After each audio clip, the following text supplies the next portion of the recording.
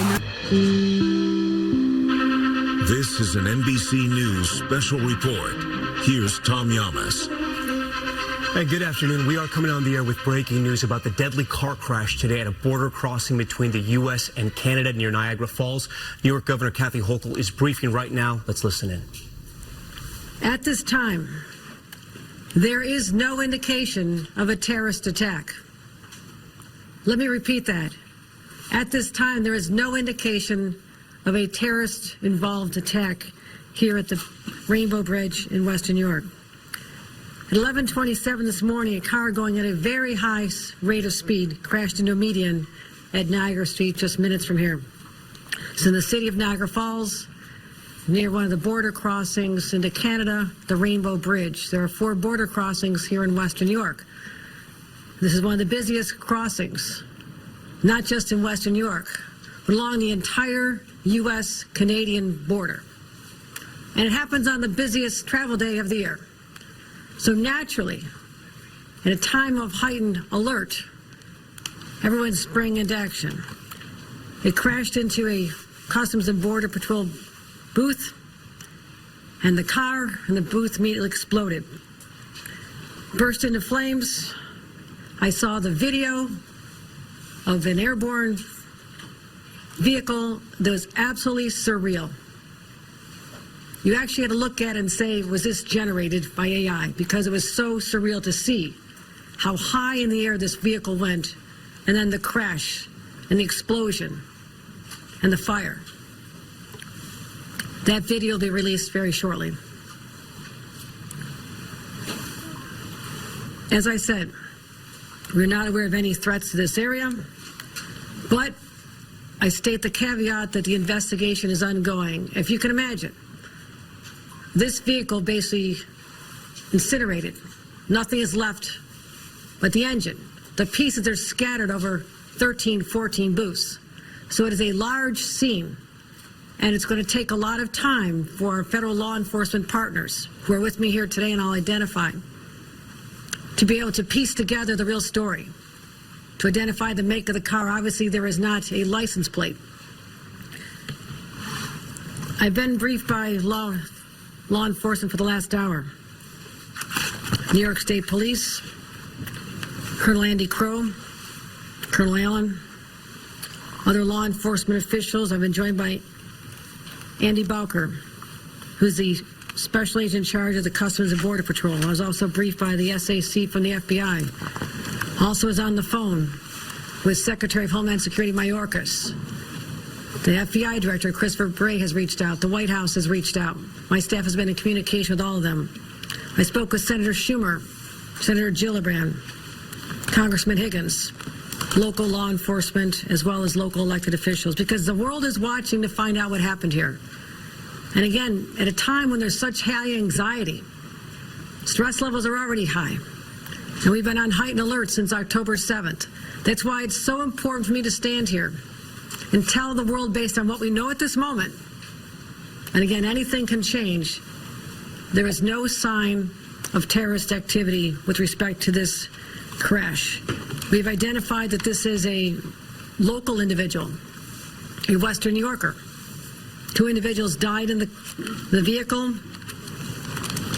The Border Patrol individual working in the booth was injured. The booth literally protected that individual. They went to the hospital with minor injuries and have been released. There is also, again, the busiest travel day of the year. There's a major disruption in, first of all, our cross-border travel. Right now, the Rainbow Bridge will remain closed while law enforcement continues investigation. Again, this is a large, widely scattered scene, and we're trying to identify all the elements to make sure that there is no unforeseen situations that we need to address before we can open again to the public. We're going to make sure the public is safe before they go back on the Rainbow Bridge. Also make sure the structural integrity of the booths. Also very important, our state DOT be involved in that as well. The Whirlpool Bridge and Lewiston Queenston Bridge opening early this evening, probably open by now. Can anybody confirm that? Yeah. We're open now, okay? They're open now. There's been a lot of people trying to get across.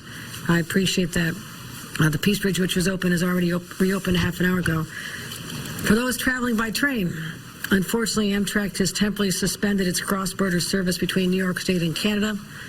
And the Buffalo Airport, despite early reports, the Buffalo Airport was never closed and everything is normal. Domestic flights are still active. There has been no cessation in service there. What I want to do at this time is extend my extreme gratitude to all of our partners, Customs and Border Patrol, Homeland Security, FBI, our state police, local sheriffs from Niagara County, Erie County, all stepped up to assist in trying to identify what exactly transpired here beginning at 11:27 a.m. this morning. They gave up their time from their families. They showed up. They reminded us that there are people who put on a uniform every single day, put themselves in harm's way. The people out there on that bridge, in the immediate aftermath of what happened, unknown, the source, the cause of this explosion, were out there doing their jobs.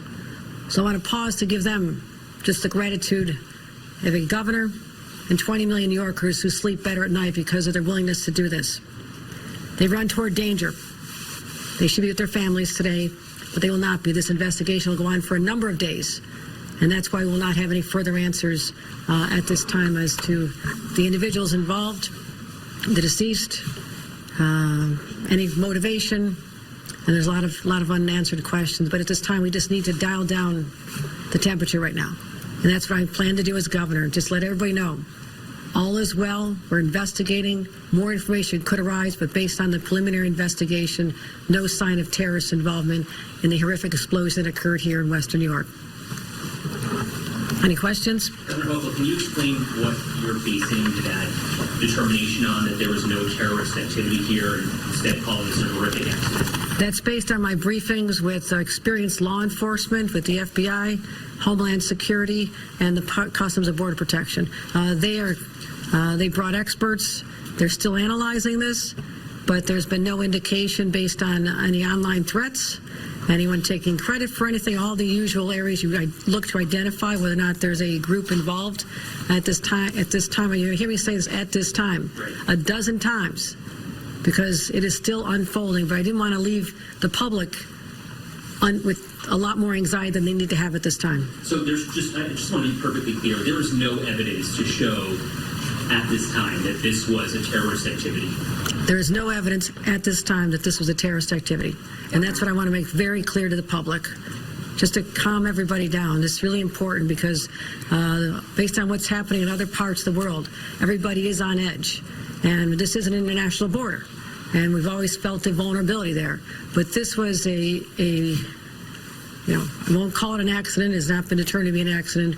You don't know whether the driver was intentional in how they drove. We do not know that. All I know is there was a horrific accident. Well, I won't call it an accident. Horrific incident, a crash, an explosion, loss of life. But at this time, no known terrorist connection. Governor, we saw agents canvassing the neighborhood, specifically near the casino and on Niagara Street. Is there a reason why? Our sources are telling us this couple may have left the casino and were on their way to Toronto. I can't confirm where the car originated at this time, but there is suspicion that the vehicle may have originated in that vicinity. I'm sorry, can you just clarify of Niagara Falls or where that car may have originated? Within the city. Of Niagara Falls? Not saying that's a local resident. I'm saying that it's a Western New York resident who was most likely in that vicinity prior to the high rate of speed, extraordinarily high rate of speed that led to the crash into the median that sent the vehicle airborne. And when you see this video, your jaw will drop in disbelief at how this went so high, over an 8-foot high fence. It's rather extraordinary. Time for one more. Can you just walk us through the idea, the decision to close all border crossings in Western New York? What went into that, and can you walk us through the sheer magnitude of that kind of decision? I'm going to turn it over to the representative from the Customs and Border Patrol, special agent in charge. That would be Aaron Balker. Yep. Would you like to address the decision made to close the border? Thank you, Governor. I think anytime you have an incident like this, you want to take an abundance of precaution to protect not only the staff and personnel but also the public. So you make a quick decision like that, and then to go back based on the totality of circumstances, working with law enforcement partners to reopen. We are reopened. Can you walk us through?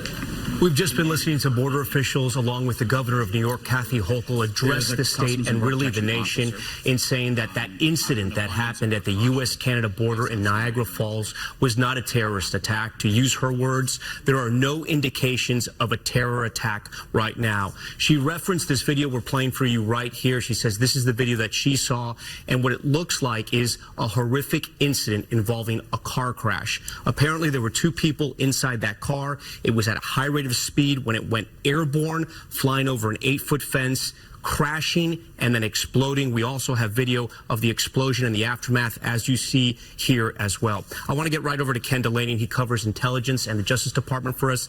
Ken, the governor told us a little bit, even though the debris field spanned 13 to 14 customs booths and that there was just debris everywhere, they were able to get a sense of what happened here, and she was briefed by Homeland Security, FBI, and state police.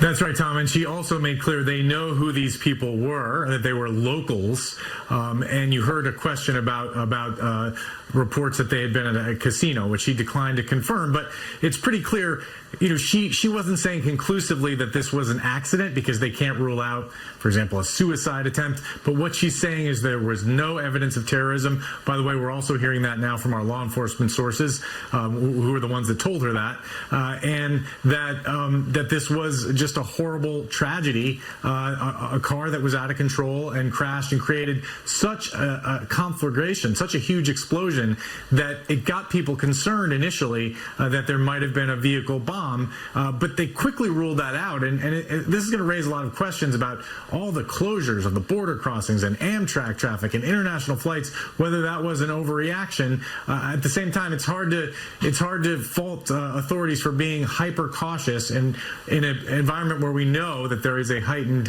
threat of terrorism. Yeah, and we spoke about this earlier, Ken. You